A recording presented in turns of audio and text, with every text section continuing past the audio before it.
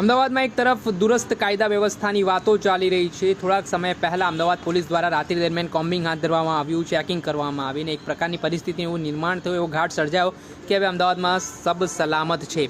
પરંતુ આ વચ્ચે થોડાક સમય અગાઉ અમદાવાદ આવેલા લંડનથી યુવાનની હત્યા કરી દેવામાં આવી, જેના જ કારણે અનેક પ્રકારના સવાલો ઉઠી રહ્યા છે। વાત કરવામાં આવે તો અમદાવાદના શાહપુર વિસ્તારમાં યુવાન નેહાલ પટેલની હત્યા કરવામાં આવી છે। તેની પાછળનું કારણ છે કે નેહાલ પટેલની ત્યાંના કોઈ અજાણ્યા શખ્સ દ્વારા બોલાચાલી હતી ને વાત વિવાદ વકર્યો હતો, જેમાં સામે ઉશ્કેરાયેલા શખ્સે પોતાની પાસે રહેલી છરી છે તે છરીના આડેધડ ઘા ઝીંકીને નેહાલ પટેલની હત્યા નિપજાવી હોવાની પણ વિગત સામે આવી છે। વાત કરવામાં આવે તો આ બનાવના સંદર્ભમાં ઉપેન્દ્ર પટેલ જે થલતેજ અમદાવાદ ખાતે રહે છે, તેમની દુકાન શાહપુર વિસ્તારમાં આવેલી છે।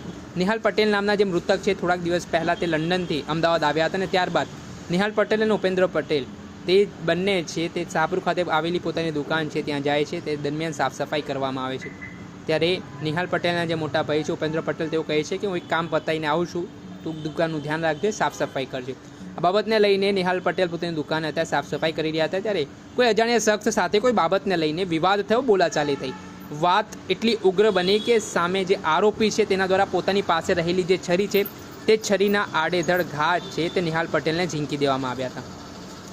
આ ઘટનાના સંદર્ભમાં ત્યાં હાજર આરોપીની હિંમત તો જે રીતે જોવા મળી કે ત્યાં છરીના ઘા મારીને સામે ફરિયાદીના ઘરમાં જાણ કરવામાં આવીને કહેવામાં આવ્યું કે મેં જ તારા ભાઈની હત્યા કરી છે, તારાથી જે થાય એ કરી લેજે। તેને જ લઈને કાયદા વ્યવસ્થાની સ્થિતિ સામે આવે અમદાવાદમાં અનેક પ્રકારના સવાલ ઉઠી રહ્યા છે। જેવી રીતે ગુનેગારો અને અસામાજિક તત્વો પોલીસને પણ ખુલ્લો પડકાર ફેંકતા હોય તેવી સ્થિતિનું નિર્માણ થયું છે।